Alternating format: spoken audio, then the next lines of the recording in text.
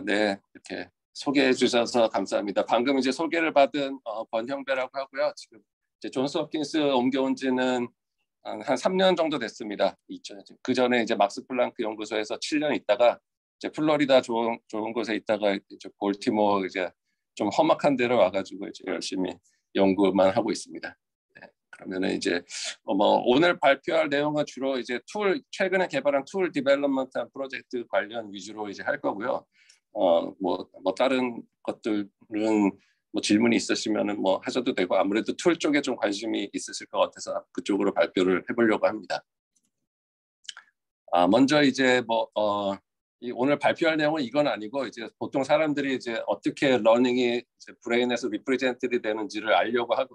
하려고 이제 뭐 칼슘 이미징이나 이렇게 뭐 몰폴로지도 보고 뭐 이런 것들을 하는데, 저희도 이제 몇 가지 프로젝트 이렇게 쥐를 이제 이렇게 헤드 픽스된 쥐를 이렇게 훈련시키면서 동시에 이제 G캠으로 칼슘 시그널을 동시에 이제 모니터하면서 이렇게 쥐가 학습하는 동안에 어떻게 파퓰레이션 레벨에서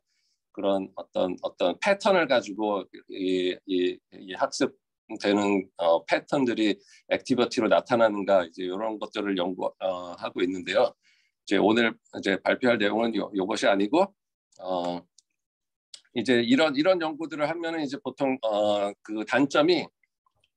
그 어떤 쥐가 어떤 행동을 할 때 그 행동에 하고 코릴레이션이 있는 이런 액티비티를 모니터하게 되는데, 그 코릴레이션도 중요한 이제 발견이긴 하지만 그 칼슘 액티비티가 그 행동을 직접 유발하는 원인이 되는지는 알기가 어렵기 때문에, 중요한 거는 그 원인을 알아야 되는 게 이제 좀 중요하다고 생각해서 그 최근에 이제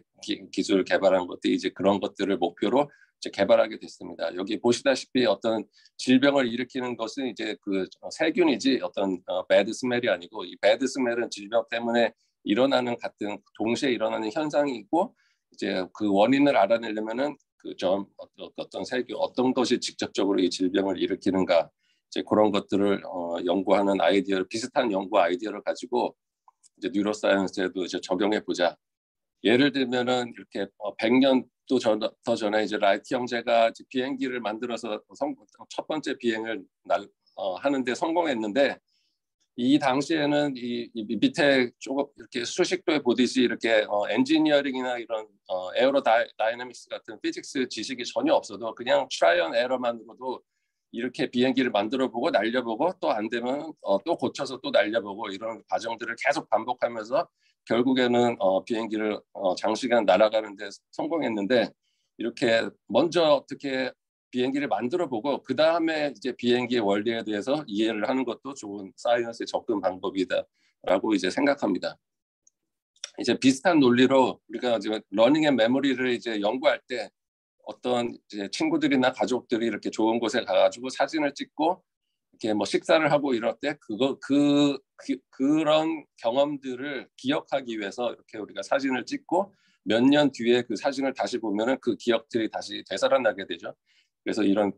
다시 되살아나는 기억하고 비슷한 원리로 이제 쥐가 어떤 행동을 할 때, 어떤 학습을 할 때 동시에 사진을 찍듯이 이렇게 빛을 쬐주고 그 메모리를 만약에 캡처를 한 다음에 나중에 시간이 흐른 뒤에 그 메모리를 다시 리액티베이션 하면은 그 메모리가 되살아나고 실제로 그 행동들이 유발되는지 아니면은 선별적으로 그 행동들만 억제되는지, 이제 그런 아이디어를 가지고 개발한 것이 이제 켈라이 테크닉입니다. 이 켈라이 테크닉 이렇게 이름 붙인 이유는 이게 진 익스프레션 시스템인데, 칼슘하고 라이스에 의해서 진 익스프레션이 일어나는 시스템이고, 그 어떤 행동이든지 이제 동물들이 행동을 하면은 그 행동에 관련된 세포들이 활성화가 될 것이고, 그 활성화된 세포에서는 액션 포텐셜이 일어나고 칼슘 레벨이 올라가기 때문에 칼슘이 이제 액티비티의 직접적인 그 사인이 되고, 그래서 칼슘 디펜던트한 시스템을 구축했고, 그리고 어떤 행동을 할 때 어떤 특정 행동에 관련된 세포만 표지하기 위해서 이게 빛에 의해서 스위치 온이 되는 그런 시스템을 만들었습니다. 이것은 이제 벌써 한 5, 6년 됐는데, 지금은 고대 의과대학에 계신 이동민 박사님하고 디지스대에 가신 현정호 박사님께서 두 분이서 진행을 했습니다. 이제 제가 이제 발표할 때 그 켈라에서 되게 완성된 부분부터 보여주는데 그 완성된 부분만 보여주니까 이 테크닉이 얼마나 어렵게 어떤 과정을 거쳐서 이게 개발이 됐는지를 사람들이 잘 인식을 못하는 것 같더라고요. 그래서 한 가지 이제 예로 처음에 이동균 박사님이 이 기술을 개발을 하고자 처음에 시작을 할 때 한 2개월쯤 이렇게 해보고 저렇게 해보고 해서 계속 시도를 해보다가 안 돼가지고 이렇게 한번 디자인을 해보자 하고 이렇게 만들어가지고 저랑 같이 디스커션을 한 기억이 있는데 보시다시피 이게 굉장히 복잡하죠. 몰레큘러 클로닝을 엄청나게 많이 해야 되는데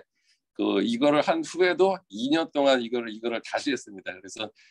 피겨 1A가 나오기 전에 이미 2년 반이라는 세월이 흘렀다는 거. 그 테크닉 기술이 이렇게 그렇게 테크닉을 개발한 후에는 쉬운데 그 개발할 때까지 과정이 참 힘들다. 인내심이 보통 인내심이 필요한 게 아니다라는 거를 한번 말씀드리고 싶었습니다. 그래서 나온 이제 결과가 이건데 이제 작동 원리에 대해서 간단하게 설명드리면은 보시다시피 여러 가지 컬러로 이렇게 모듈 형식으로 붙였는데 이제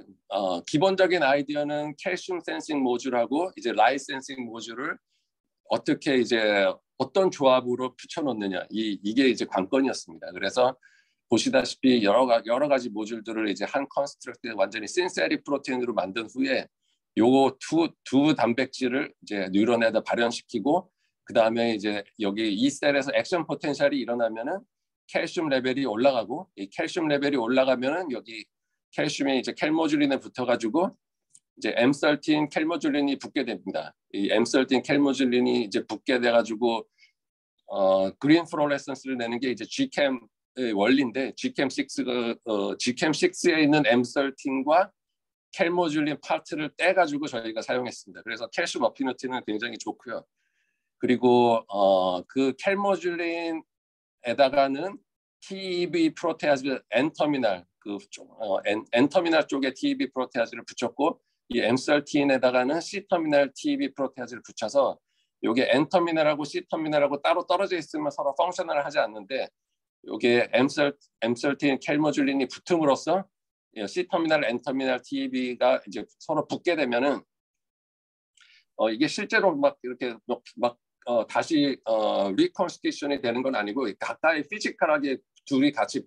붙기만 하게 돼도 그 프로테아즈 펑션이 다시 되살아나게 됩니다. 하지만 이제 빛을 쬐어주지 않고 그냥 다크인 경우에는 칼슘만 있는 경우에는 이것들이 아무 역할을 하지 않는데 이 빛을 쬐주면은 요 약간 패크맨처럼 생긴 요 파란색 단백질 러브 도메인이라고 불리는 게 이제 블루라이트에 반응을 해가지고 요 빨간색 펩타이드 한 7개, 8개 아미노산으로 구성된 요게 프로테아즈에 인식이 되는 펩타이드인데 그것들이 이제 다크한 상태에서는 이 러브 도메인 안에서 이렇게 숨어 있다가 빛을 쬐주면은 이렇게 사이토졸로 노출이 되게 됩니다. 그래서 이렇게 노출된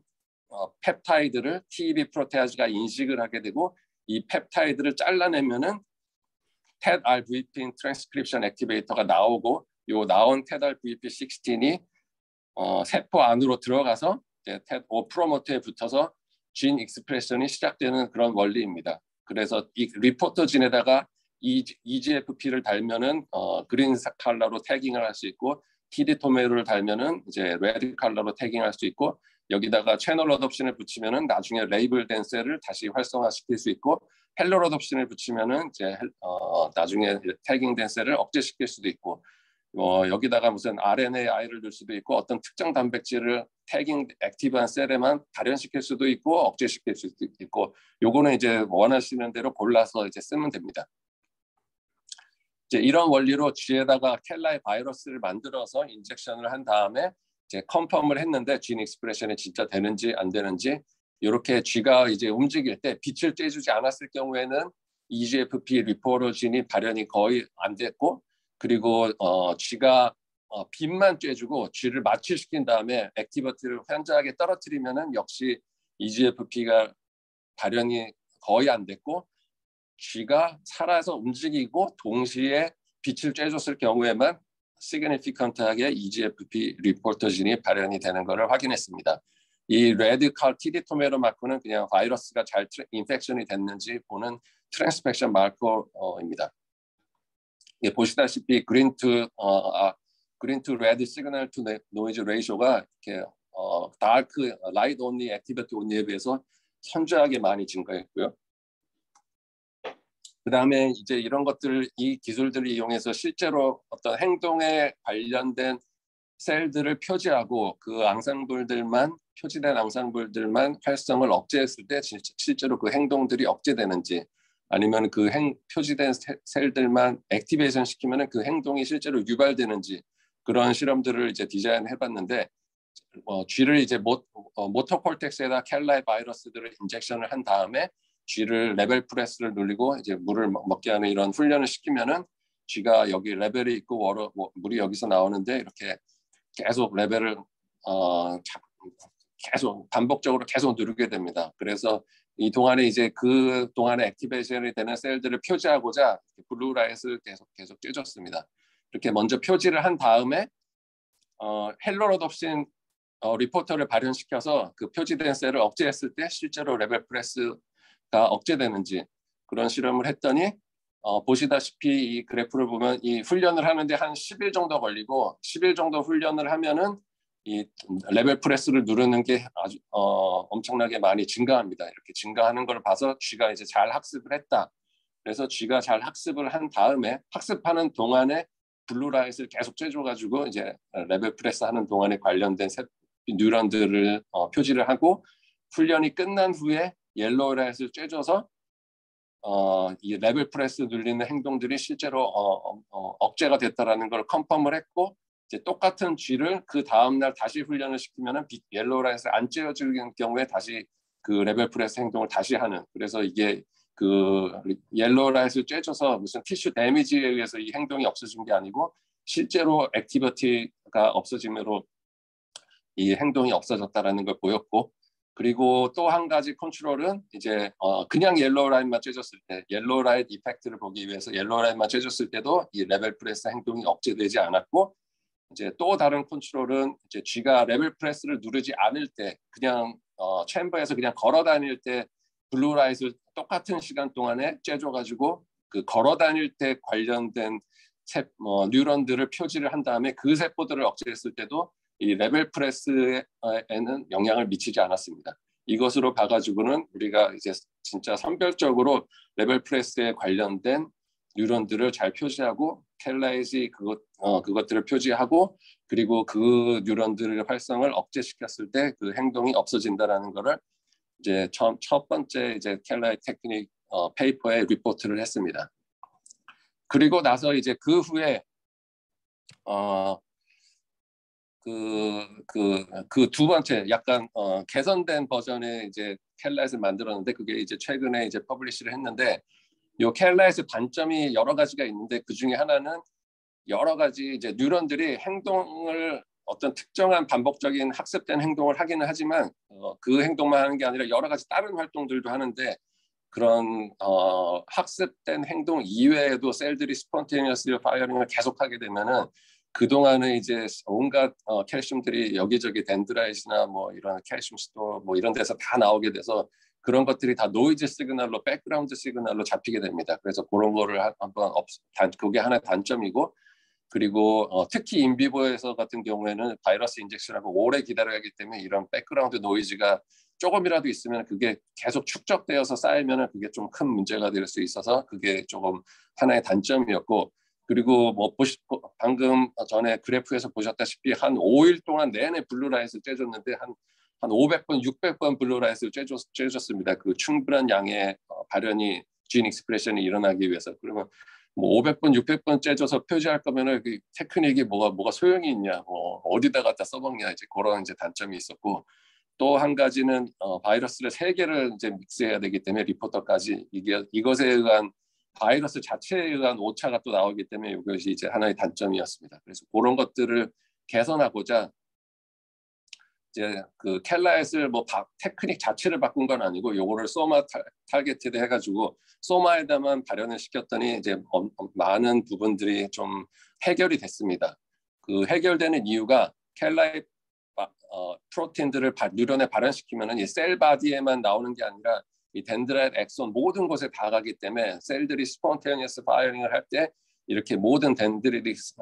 스파인에서 캘슘들이 올라가게 되면은 이 올라간 캘슘 때문에 여기서도 이제 이 TTA가 나오고 이것들이 다 이제 그 곳곳에서 이런 현상들이 일어나서 이런 것들이 이제 셀 바디에 모이게 되면은 이게 행동하고 상관없는 진 익스프레션이라고 간주하기 때문에 이것들을 이제 그 소마 타겟티드 버전으로 만들면 이런 부분을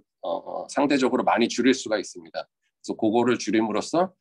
로컬 캘슘 시그널에 의한 진 익스프레션을 조금 줄였고요. 그 덕분에 좀 백그라운드 시그널이 줄어들 수 있었습니다. 그리고 나서 또 한 가지 개선되는 점은 이게 진 익스프레션이 일어나면 다 소마에만 머무르기 때문에 이 프로테인 단백질 그 켈라의 단백질 그 자체가 되게 소마에 컴팩트하게 이제 존재하게 돼서 방금 설명드렸다시피 이게 켈라잇이 작동하려면 두 개의 프로테인이 서로 인터랙션을 해야 되는데 이 피지컬하게 가까이 있음으로써 이 인터랙션이 훨씬 더 용이하게 됩니다. 이 인터랙션이 용이하게 되면은 블루라이트를 쬐줄 때마다 조금 더 이피션시가 좋아지고 이제 블루라이트에 대한 센시티비티가 더 좋아지게 됩니다. 그래서 이렇게 센시티비티가 좋아진다는 말은 블루라이트를 한번 쬐줄 때마다 발현되는 진 익스프레션 양이 빠르게 증가한다는 얘기고 기존의 켈라잇에 비해서 이렇게 진 익스프레션이 빨리빨리 많이 일어난다는 말인즉슨 짧은 행동 어떤 오랫동안 뭐 500번 600번 반복을 하지 않고도 짧은 행동에도 이 켈라잇 테크닉을 적용할 수 있게 된다. 그래서 켈라잇이 조금 더 다양한 행동들의 관련된 세포들을 표시하는데 많이 쓰일 수 있겠다라는 게 이제 이 연구의 핵심입니다. 실제로 이제 그 소마 타겟티드 덴지를 보려고 소마 타겟티드 켈라잇 버전을 만들 때 두 가지 모티프를 사용했는데 한 가지는 이제 포타슘 채널에서 그 소마 타겟티드 모티프가 있어서 거기서 이제 그 모티프를 떼왔고요. 또 한 가지는 KNA 리셉터 2에 있는 소마 타겟티드 모티프를 떼와서 두 개를 다 이제 만들어 가지고 한번 테스트를 해봤습니다. 그랬더니 이제 오리지널 켈라잇에 비해서 소마 KB 2.1이나 KA2에서 다운 소마 타겟티드 모티프가 있는 경우에는 이렇게 소마에 되게 많이 더 상대적으로 많이 발현이 되게 됩니다. 그래서 이제 그거를 컴포칼로 확인을 했고 이제 그 다음에 이제 소마 타겟티드 켈라잇을 G에다가 그 슬라이스에다가 바이러스 인젝션을 하고 다시 한번 이제 컨펌을 했는데 빛이 없는 경우에는 EGFB 발현이 없고 빛만 쬐줘서도 역시 발현이 없고 그리고 빛을 안 쬐주고 그 일렉트리컬 스티뮬레이션을 줬을 때만은 또 발현이 없고 빛도 쬐주고 일렉트리컬 스티뮬레이션을 줬을 때 GFP 발현이 되는 것을 확인했습니다. 그리고 실제 오리지널 켈라잇하고 KB2.1하고 KA2하고 비교를 했더니 이 오리지널 켈라잇 시그널 투 노이즈 레이셔보다 그 소마 타겟티드 버전이 시그널 투 노이즈 레이셔가 더 좋아졌고 인듀서빌리티도 더 좋아졌고 백그라운드도 오리지널 켈라잇에 비해 상대적으로 훨씬 줄어들었습니다. 그래서 동시에 백그라운드도 줄어들고 인덕션은 줄어들지 않고 오히려 조금 늘어났고 그래서 이게 잘 작동을 하는구나라는 거를 컨펌을 이제 인비트로에서 먼저 한 다음에 그 다음에 이제 인비보로 넘어가서 그 뭐 레벨 프레스 실험도 하긴 했는데 그거는 일단 그냥 너무 반복되는 것 같아서 생략을 했고요. 그래서 그거를 짧은 행동에 적용을 해보자 그래서 fear conditioning, fear 메모리가 굉장히 빠른 시간에 일어나기 때문에 그 fear 메모리에 관련된 세포를 켈라잇으로 표시해보자라는 계획을 갖고 이 켈라잇 바이러스를 히포캠퍼스에 인젝션을 한 다음에 G를 이제 어떤 챔버 컨텍스트 디펜던트한 fear 컨디션을 일으키기 위해서 어떤 챔버에 넣었을 때 푸시샥 일렉트릭 샥을 줘가지고 그동안에 이제 블루라이트를 쬐줘서 그거를 한 3번 정도 리핏했습니다. 한 15초 정도 이제 블루라이트를 쬐주고 난 다음에 헬로 로덥션을 발현시켰기 때문에 이제 옐로우 라이트를 쬐주면 피어 메모리가 없어지는지 그거를 실험을 했더니 이게 이제 결과인데 잘 아시다시피 피어 컨디셔닝은 푸시샥을 주고 난 다음에 그 다음에 이제 같은 챔버에 들어가면 이제 프리징 비헤이비어가 아주 많이 늘어나게 되는데 이게 이제 컨트롤 경우고 이렇게 옐로우 라이트를 쬐주면은 원래 이만큼 프리징을 해야 되는데 그 프리징 비헤이비어가 없어지는 걸로 봐서 피어 메모리가 효과적으로 잘 없어졌다 켈라잇에 의해서 이렇게 했고 컴포칼로 레이블된 히포캠퍼스 레이블된 셀을 봤더니 역시 많은 셀들이 굉장히 강하게 레이블링이 됐다는 것을 확인했습니다. 근데 이 피어 메모리는 여러 가지 다른 테크닉, 무슨 이미디어 얼리 진에 의한 뭐 이런 트랩 테크닉이나 다른 테크닉도 토네가와 랩이나 많은 실험 사람들이 보여줬기 때문에 켈라이트의 장점을 잘 보여주기 어렵다고 생각해서 조금 더 코그니티브 비헤이비어에 관련된 그 피어 메모리를 하나 더 했는데, 이게 피어 메모리를 없앨 뿐만 아니라 피어 메모리를 표시한 다음에 그 다음에 헬로로덥신 대신에 크림슨 바이러스를 인펙션 해가지고 옐로라이트를 쬐줘서 그 피어 메모리에 관련된 세포들을 다시 액티베이션 시키면은 피어 메모리가 진짜 생기나, 그 실험도 해봤는데 보시다시피 이제 컨텍스트 A에 들어가면 프리징 비헤이비어를 보이고 컨텍스트 B에 들어가면 이게 컨텍스트 디펜던트 피어 메모리이기 때문에 그렇게 프리징 비헤이비어를 많이 보이지 않는데, 옐로우 크림슨 액티베이션을 시켜주면은 그 프리징 비헤이비어가 시그니피컨트하게 증가했다라는 걸 봐서 이게 그 메모리를 다시 리액티베이션 했을 때 그런 피어 메모리가 다시 리콜되는 것도 이제 켈라이트로 실험을 할 수 있다라는 거를 컨펌했고요. 그 다음에 이제 조금 더 코그니티브 비헤이비어에 적용하기 위해서 이제 소셜 인터랙션에 관련된 뉴런들을 표시해 보자. 그래서 쥐가 한쪽에는 이제 토이 마우스를 두고 한쪽에는 실제 마우스를 둬가지고 쥐들이 이제 토이에는 별로 관심이 없고 실제 쥐의 인터랙션을 더 많이 하는데, 보통 그 인터랙션을 할 때마다 이제 블루라이트를 쬐줬습니다. 그때는 이제 이 미디얼 프리프론탈 콜텍스가 소셜 인터랙션에 관련된다는 기존에 여러 가지 논문들이 있었기 때문에 MPFC에다가 이 켈라이트 바이러스 인젝션을 했습니다. 그리고 나서 이제 EGFP로 먼저 그 소셜 인터랙션에 관련된 세포들이 잘 표시가 된다는 걸 먼저 컨펌을 한 다음에 그 컨펌되는 정도를 저희가 정량을 했습니다. 이게 쥐가 인터랙션을 할 때마다 블루라이트를 쬐줬었는데, 이게 쥐가 태생적으로 어떤 쥐는 인터랙션을 그냥 더 많이 하고 어떤 쥐는 그냥 인터랙션을 조금 덜 하고 이런 개체 차이가 있어서 이게 블루라이트 인터랙션 할 때마다 쬐주면은 어떤 쥐는 블루라이트를 더 많이 받고 어떤 쥐는 블루라이트를 더 조금 받고 이렇게 돼가지고 그 각각의 쥐의 레이블링 되는 정도를 봤더니 그 소셜 인터랙션을 더 많이 한 쥐는 당연히 이제 블루라이트를 더 많이 받았고, 그 블루라이트를 많이 받고 소셜 인터랙션을 많이 한 쥐에서는 이 진 익스프레션이 훨씬 더 강하게 됐다는 것을 보여줬습니다. 이게 액티비티 디펜던트한 이제 진 익스프레션이기 때문에 더 강한 셀들이 많이 있으면은 더 레이블링이 더 강하게 됩니다. 그래서 그것들이 실제로 인비보에서도 그런 비슷한 현상이 나타나는 것을 이제 정량적으로 분석을 했습니다. 그 다음에 이제 행동 실험을 했을 때 보시다시피 헬로로덥신을 인젝션한 거에서 옐로우라이트를 쬐주면은 토이에 대한 인터랙션 타임은 그렇게 많이 변하지 않았는데 마우스에 대한 인터랙션 타임이 그렇게 많이 줄지는 않았는데 조금 시그니피컨트하게 줄어들었고, 그 레이쇼를 계산해 보면은 역시 시그니피컨트한테 줄었습니다. 그래서 이게 진짜 헬로로덥신 때문에 이렇게 된 건지 아니면 그냥 옐로우라이트 때문에 그렇게 된 건지를 보려고 EGFP 리포터를 발현시키고 똑같은 실험을 해봤더니 EGFP는 이제 옐로우라이트 반응을 하지 않으니까 옐로우라이트 쬐줘도 소셜 인터랙션 하는 정도는 바뀌지 않은 걸로 봐서 우리가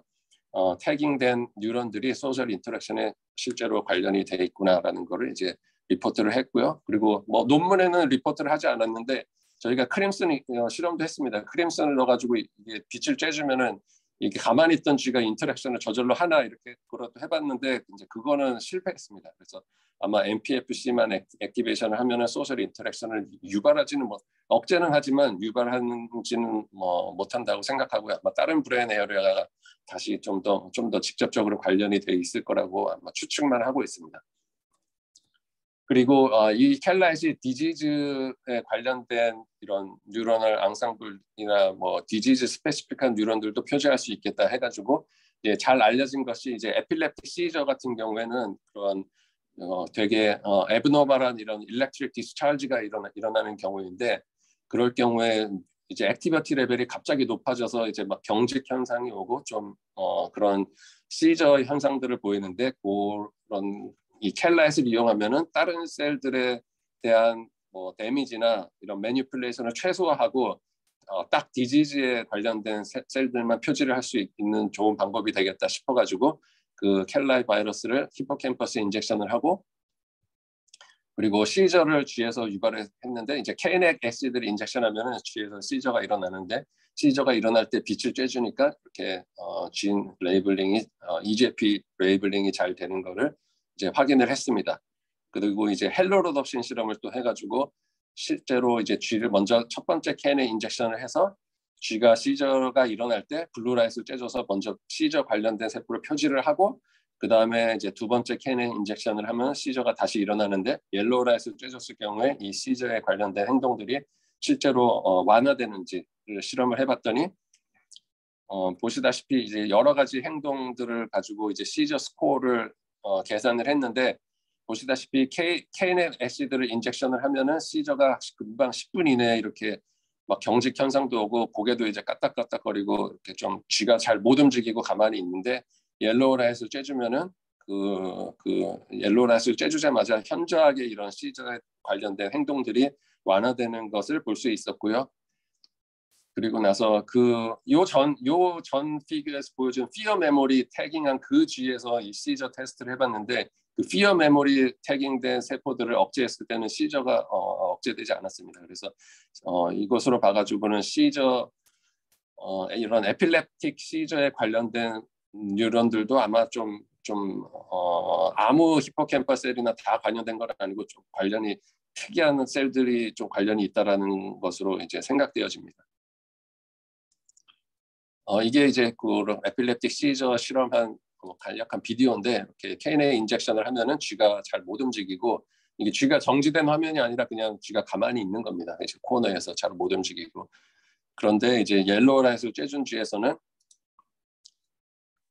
이제 뭐 지금은 안 쬐주고 있지만 보시다시피 이렇게 약간 뭐 이렇게 좀 약간 에필렙틱 시저 비슷한 이런 행동들을 보이는데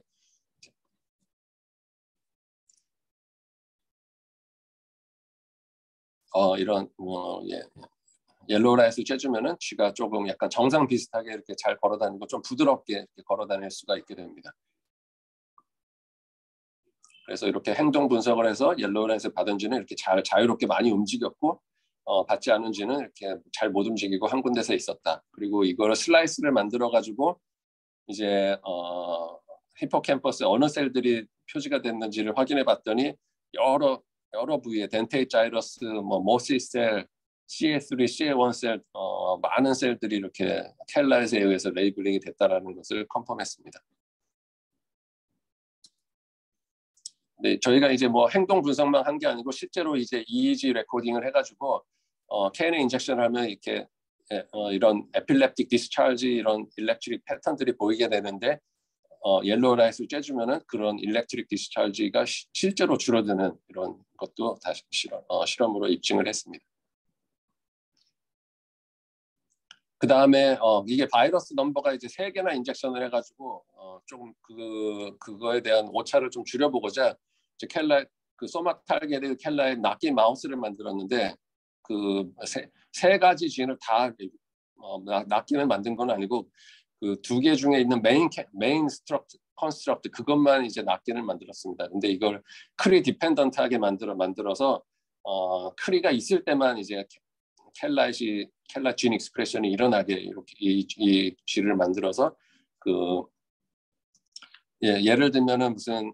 어떤 스페시픽한 크리 마우스 라인이 있으면 어떤 특정한 셀 타입 안에서 그 안에서만 또 액티브한 셀들을 골라낼 때는 이 쥐를 사용하는 게 좀 좋은 방법이 될 것 같습니다. 그래서 좀 스페시픽하게 이런 셀 타입 스페시픽한 액티브 셀을 표시하기 하기에 좋다. 이거는 뭐 실험을 하진 않았고요. 그냥 쥐만 만든 거를 그냥 컨펌을 해서 이제 리포트를 했습니다. 그리고 나서 이제 지금 몇 시죠? 30분 정도 간략하게 이제 하려고 했는데 뭐 한 5분에서 한 10분 정도, 5분 정도 좀 켈라잇을 이용해 가지고 뭐 저희가 뭐 대부분의 모든 실험실 사람들이 이제 켈라이스 이용해서 뭐 행동 조절도 하고 이러는데 그 중에 이제 한 가지 예만 이제 뭐 보여드리겠습니다. 저희가 이제 이스케이프 비헤이비어를 테스트하는데 이런 비헤이비어 챔버에서 쥐를 이제 어떤 박스에다가 넣고 이 박스 안에 여러 가지 비주얼 큐들을 놨습니다. 그리고 나서 이 아래나 코너에다가 쉘터를 조금 놓으면은 그 다음에 이제 여기다가 이 박스 위에다가 큰 대형 모니터를 놓고 이제 루밍 시그널을 주면은 쥐가 스케일드 돼가지고 여기 쉘터로 이스케이프를 하게 됩니다. 그리고 이렇게 하이 프리퀀시 사운드를 줘도 쥐가 이스케이프를 하고요. 그래서 요것이 이제 뭐 이그샘플 비디오인데 보시다시피 여기 쉘터가 있고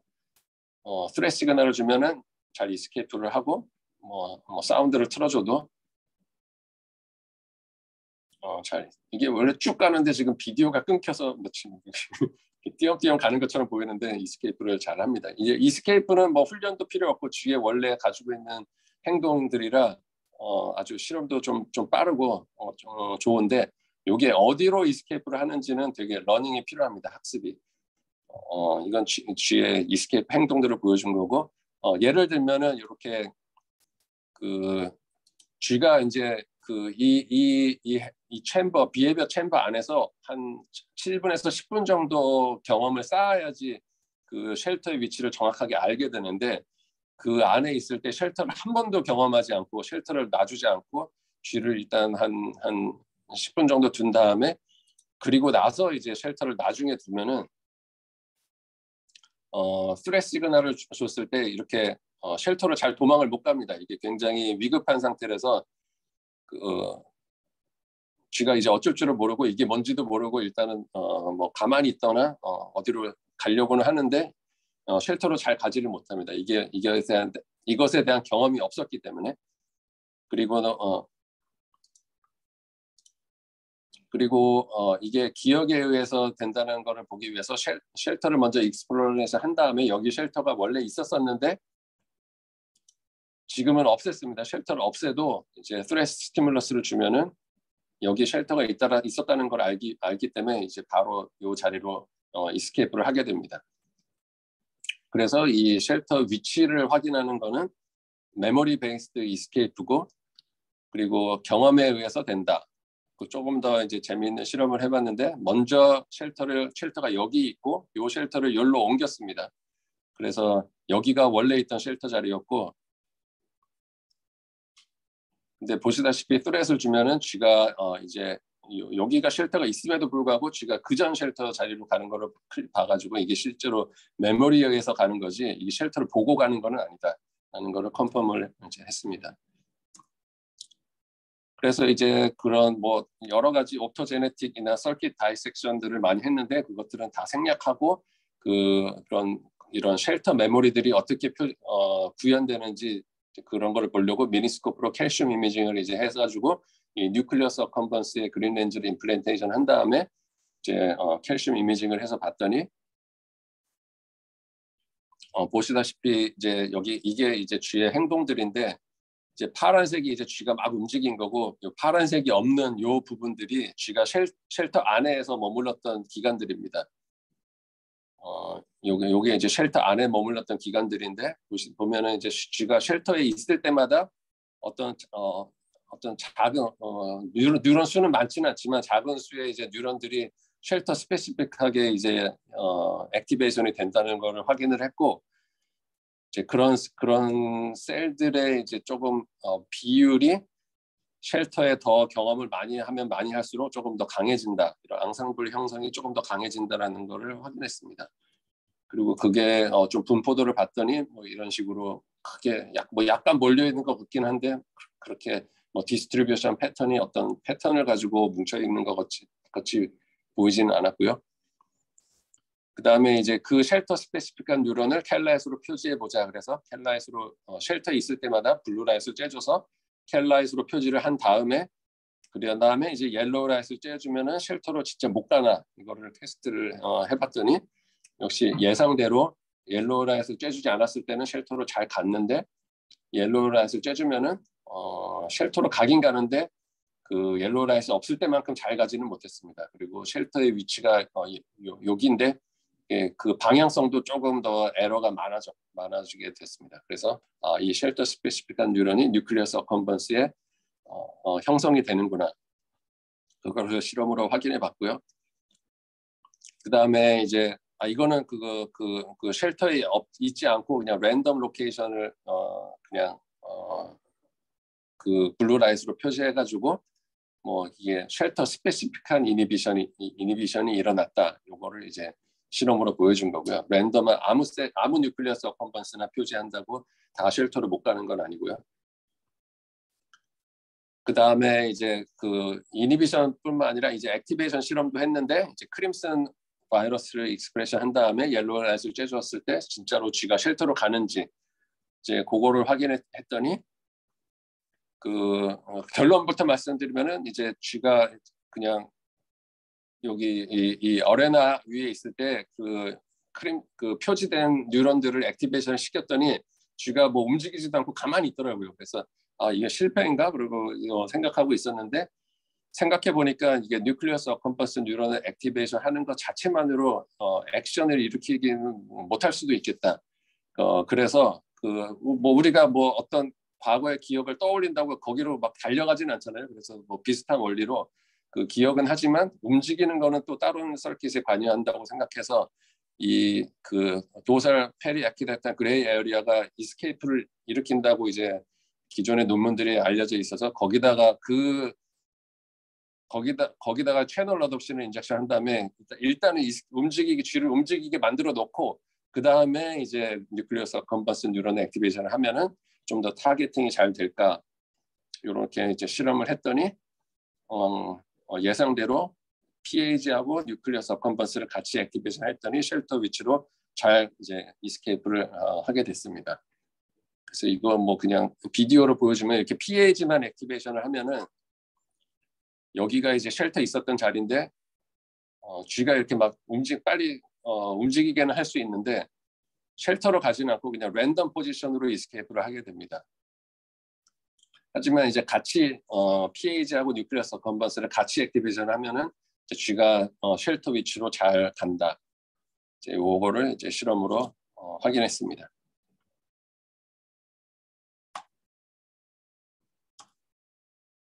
여기까지가 이제 오늘 준비한 내용입니다. 경청해 주셔서 감사합니다.